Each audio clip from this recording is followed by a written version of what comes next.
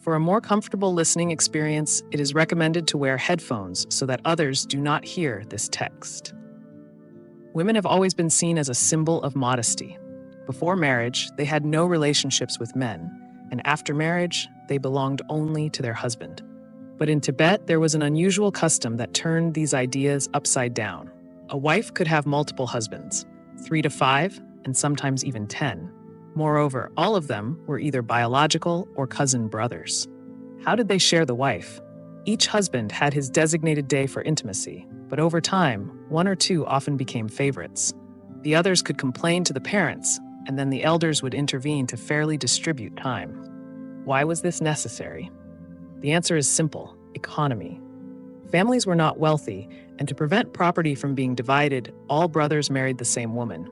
This saved parents from financial losses and the need to expand the household. But this system had its downsides. Not all brothers liked sharing a wife, but leaving the family meant losing everything.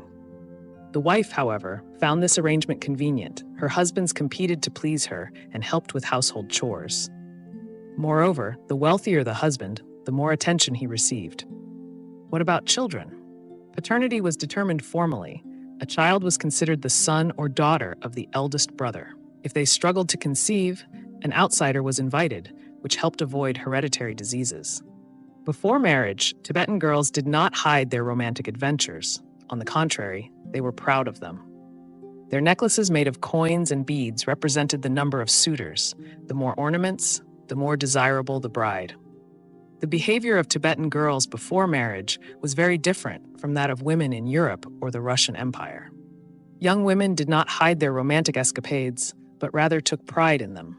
Virginity before marriage was not considered a virtue. On the contrary, if a girl had no suitors, she was avoided. When a Tibetan girl walked down the street, one could immediately tell how many admirers she had. How? Girls wore special necklaces made of beads and coins.